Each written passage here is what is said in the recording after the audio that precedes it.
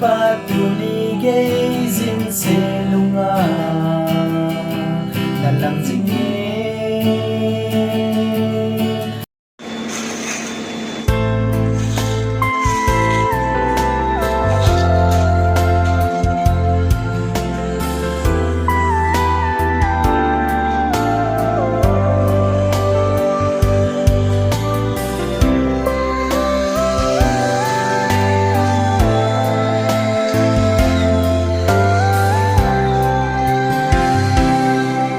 silong naubang agap kami saan ko pasok ni nang ngay nahi saan ko haloy hen naubang agap na dyan Kolin o tunang len ta sân dĩnh cứ lưu xịt lo lên về nhẹ gió mới xô gió bay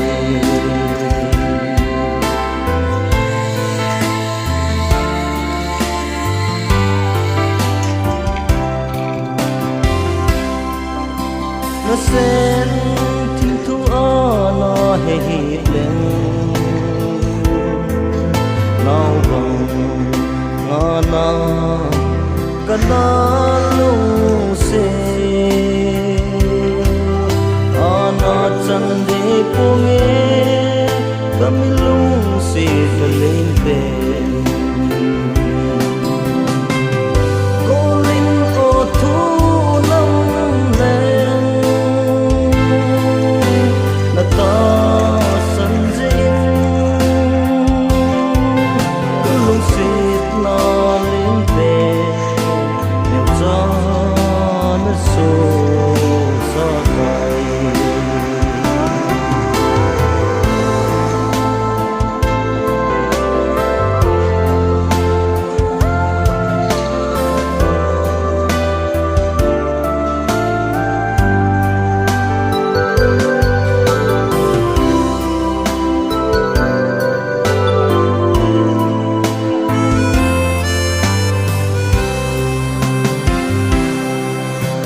xịt nó giúp ngồi giờ là có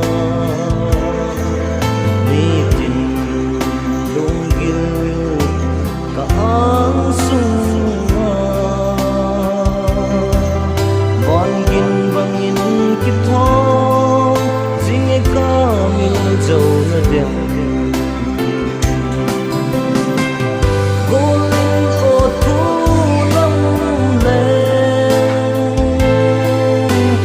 ta sân dĩnh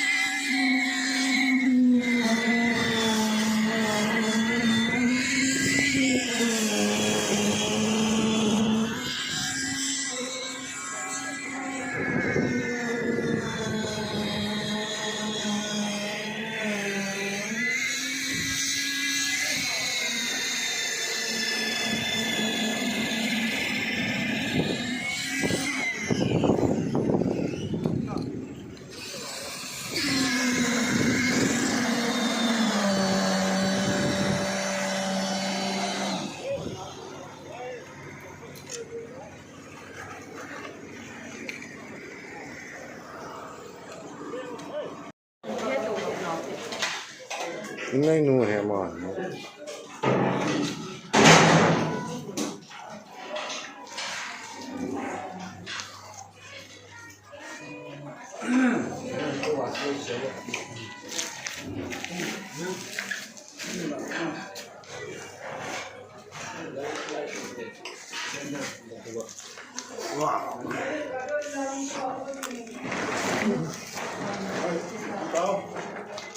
Saca postman.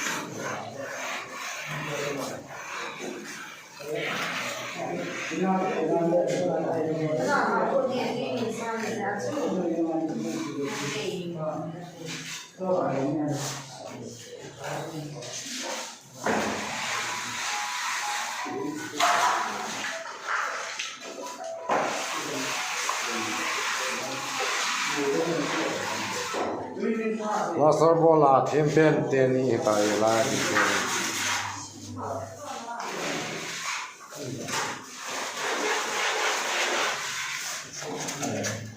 nó tiền đi là thêm bị sự